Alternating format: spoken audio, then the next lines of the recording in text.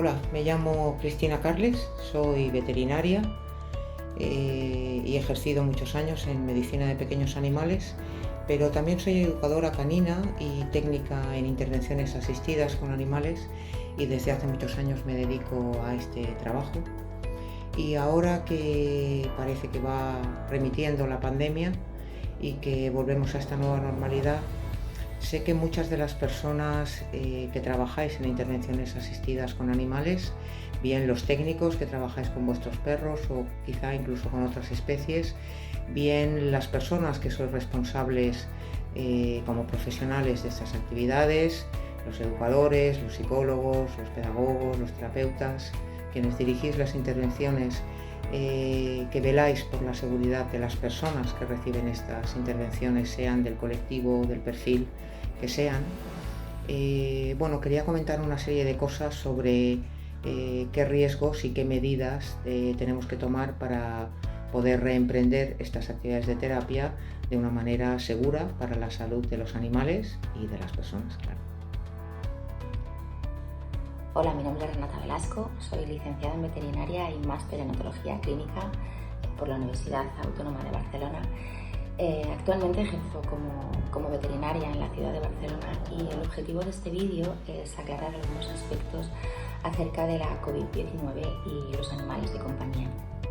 En primer lugar, me gustaría agradecerle a FIAPTC que han tenido la gentileza de contar conmigo para aclarar una serie de dudas acerca de la COVID-19 y los animales de compañía.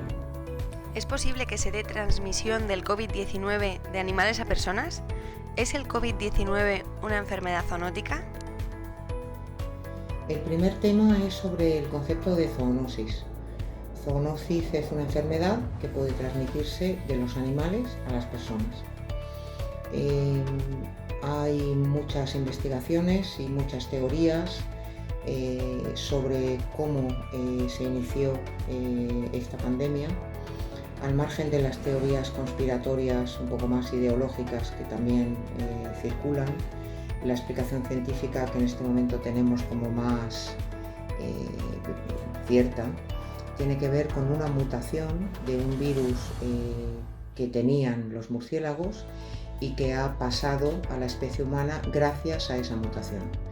Es decir, el virus que originalmente tenían los animales no es el que nos ha infectado, es uno mutado. Y ese mutado en este momento no contagia a los animales.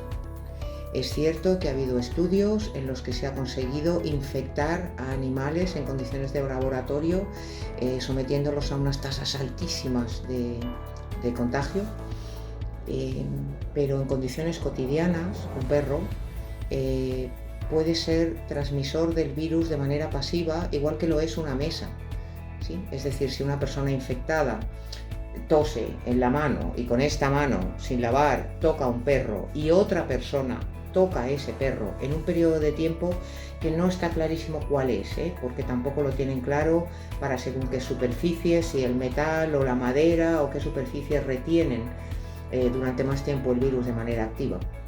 Pero lo cierto es que si alguien tosió en la mano, esa mano tocó a un perro y otra mano en un periodo de tiempo muy corto toca a ese perro y se toca la boca y el virus puede pasar por esa vía. Eso no es una zoonosis. Una zoonosis es la leishmania, por ejemplo, es una zoonosis. Es una enfermedad que se contagia directamente porque el animal la padece. En este caso el perro no padece la enfermedad, hace de transmisor pasivo, ¿sí? Con lo cual los perros ni son contagiosos ni se contagian. Y por tanto con ellos hay que tener las mismas medidas higiénicas que tenemos con cualquier otra cosa que tocamos. Si estamos infectados podemos infectar, o si tocamos una superficie, cualquier cosa que alguien infectó. Entonces es cierto que ha habido animales infectados en condiciones de laboratorio experimentales, pero claramente la pandemia no está en el mundo animal y los animales no se enferman de esto. Basándome un poquito precisamente en los comunicados emitidos por la Comisión Europea y también por otros compañeros de profesión, voy a tratar de exponer algunas ideas para transmitir sobre todo tranquilidad para aquellas personas que tienen animales, pero sobre todo que trabajan con animales. Haciendo un poquito sobre todo intentando explicar un poco qué es lo que está pasando. La COVID-19 es una enfermedad de transmisión entre personas que afecta a personas, y es en ellas donde debemos centrar los esfuerzos para tratar de contener la enfermedad y la pandemia que estamos sufriendo. Y en este punto es donde debemos plantearnos dónde situamos a los animales o dónde se sitúan los animales. Ciertamente los animales son el epicentro de la pandemia, ya que los datos sitúan el origen de la pandemia en un mercado de la provincia de Wuhan, en China. Se cree que se trata de un virus procedente de un murciélago que probablemente saltó a otra especie animal, la cual sirvió como reservorio del virus. Dado el escaso control veterinario en estos países orientales, el riesgo de propagación de dichas enfermedades es altísimo, es muy elevado. Pero no sucede así en los países occidentales, incluido España, donde los controles sanitarios son mucho más rigurosos o son estrictamente rigurosos. ¿Qué es lo que sucede con el coronavirus? El coronavirus usa para entrar en las células una proteína que supone la puerta de entrada. En base a los estudios realizados, todo parece indicar que especies como los cerdos, los pollos o los patos, y los perros son más resistentes a la infección por SARS-CoV-2 por la presencia de dicha proteína. Y en contraposición, especies como los bisones, los hurones o incluso los gatos son especies más susceptibles de ser infectados.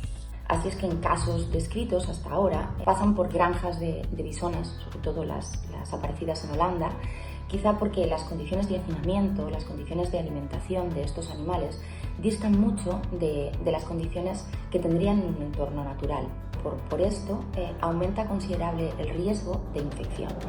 Pero si bien es cierto, según los datos, la transmisión del virus en estas granjas de bisones en Holanda se produjo por un contacto estrecho y directo del virus con un cuidador infectado por COVID-19, ya que hasta la fecha actual no está demostrada la transmisión de la enfermedad desde estos animales a los humanos. ¿Qué medidas debemos tener en cuenta a la hora de volver a reanudar nuestras actividades de intervenciones asistidas con animales para hacerlo de manera segura y con garantías? Entonces, ¿qué tenemos que hacer para reemprender actividades con nuestros animales de manera segura? Tenemos que mantener las medidas higiénicas y de distanciamiento que utilizamos para todo lo demás, ¿sí? Sabiendo que acercarnos mucho al perro, si el perro no es portador pasivo del virus, no supone un riesgo. El riesgo se da entre personas más que entre perro-persona, como hemos dicho.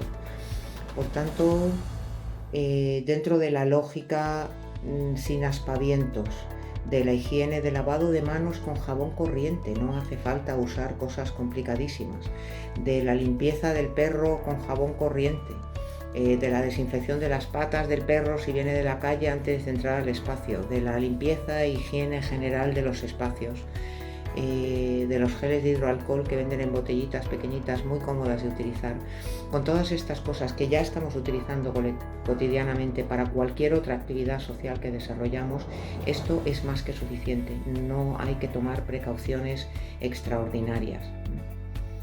¿En qué medida pueden influir el uso de EPIs como la mascarilla o los guantes en el trato y manejo con nuestros animales?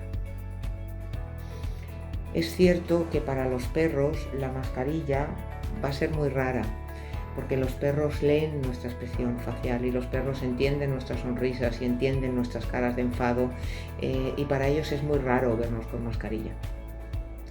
Mi consejo para quienes trabajamos en esto sería utilizar pantallas de metraquilato, ¿sabes? Si queréis darles un poquito más de longitud de lo normal, como medida de seguridad extraordinaria, pero en principio una pantalla ya evita, sabéis que las gotitas, lo que pasa cuando uno estornuda o cuando alguien tose es que hay unas micro gotitas que se quedan flotando en el ambiente y que como pesan muy poco, porque son micro gotitas, tardan mucho en caer por peso, ¿sí?